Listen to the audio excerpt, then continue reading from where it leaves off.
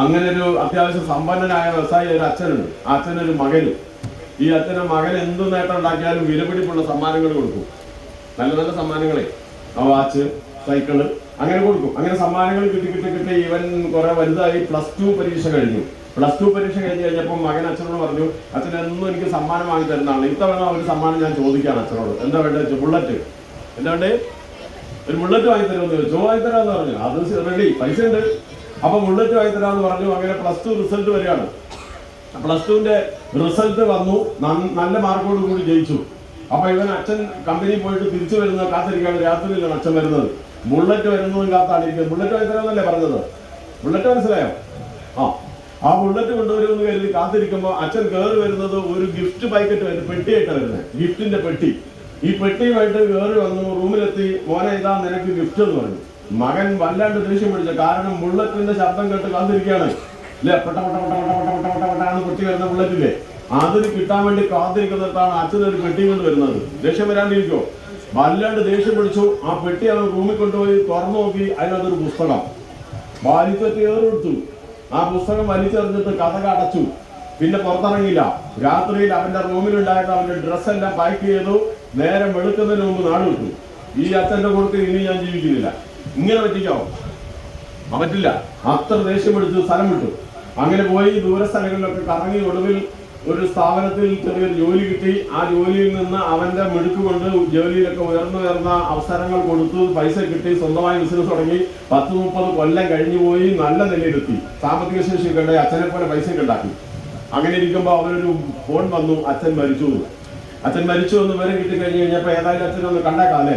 അങ്ങനെ അവൻ നാട്ടിലെത്തി. വീട്ടിലെത്തിയപ്പോൾ ധാരാളം ആളുകൾ അച്ഛന്റെ മൃതശരീരത്തോടെ കിടക്കുന്നു. ആളുകൾക്ക് അന്ത്യകർമ്മങ്ങൾക്ക് ഇവൻ ചെയ്യാൻ വരാൻ കാത്തിരുന്നു. എല്ലാം കണ്ടു. കണ്ടു എല്ലാം. ആ ചടങ്ങ് തുടങ്ങുന്നതിനിടയിൽ ആദ്യം ഇവൻ അവന്റെ മുറിയിലൊന്ന് പോയി നോക്കി. പഴയ റൂമിൽ ചെന്ന് നോക്കിയപ്പോൾ അന്നത്തെ ഗിഫ്റ്റ് കൊണ്ടുവന്ന പെട്ടി ഒടിയിട്ടുണ്ട്. അങ്ങനെ മെല്ലെ ആ പെട്ടി തുറന്നു നോക്കിയപ്പോൾ അതിൻ്റെ അകത്ത് ഒരു കത്തുണ്ട്. ഇതാണ് ആ കത്ത്.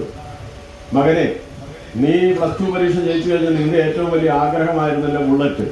അപ്പൊ അങ്ങനെയുള്ള ആഗ്രഹങ്ങളൊക്കെ സാധിച്ചു തരുന്ന കൂട്ടത്തിൽ ഞാൻ കരുതിയിരുന്നു നിനക്ക് നല്ല ഒരു സ്വഭാവം കൂടി ഉണ്ടാവണം.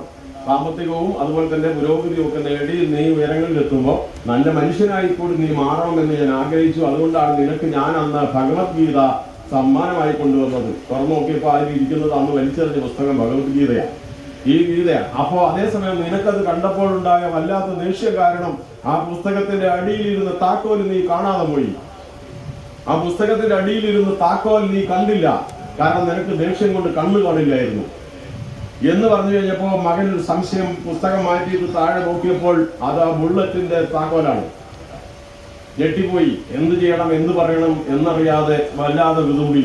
ആ താക്കോലും എടുത്ത് പെട്ടെന്ന് പിന്നിലൂടെ ഇറങ്ങി അവരുടെ വണ്ടി വെക്കുന്ന ഷെഡിൽ പോയി നോക്കിയപ്പോൾ 30 വർഷമായി തുരുമ്പെടുത്ത് ഇവരെയും കാത്ത് ആ ബുള്ളറ്റ് അവിടെ ഇരിപ്പുണ്ട്. അപ്പൊ ഈ അച്ഛനെ കുറിച്ച് നിങ്ങൾക്ക് എന്താ പറയാനുള്ളത്? എന്താ പറയണ്ട? ഇതാണ് അച്ഛൻ. അപ്പൊ നമ്മുടെ അച്ഛനും അമ്മയും ഒക്കെ പറയും പോലെ ആഗ്രഹിക്കുന്ന പോലെ ഒറ്റയടിക്കൊന്നും ചെയ്തു തന്നിട്ടില്ലെങ്കിൽ പോലും അവരുടെ ഉള്ളിന്റെ ഉള്ളിൽ എന്തുണ്ട് എന്ന് കുട്ടിയൊക്കെ മനസ്സിലായോ? ഇല്ലേ, കുട്ടിയൊക്കെ മനസ്സിലായില്ല. എന്താ മനസ്സിലായത്?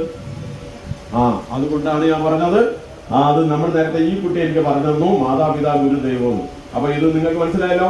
അപ്പൊ എല്ലാ മക്കളും മാതാപിതാക്കളുടെ കണ്ണു നനയാൻ അവസരം ഉണ്ടാക്കാതെ അറിഞ്ഞുകൊണ്ട് ഒരു മാതാപിതാക്കളുടെയും കണ്ണു നനയാൻ അവസരം ഉണ്ടാക്കരുത് എന്ന് ഞാൻ ഈ സന്ദർഭത്തിൽ ആദ്യമായി ഇവിടെ ഇരിക്കുന്ന 25 വയസ്സിന് താഴെയുള്ള എല്ലാവരോടും അപേക്ഷിക്കുകയാണ്.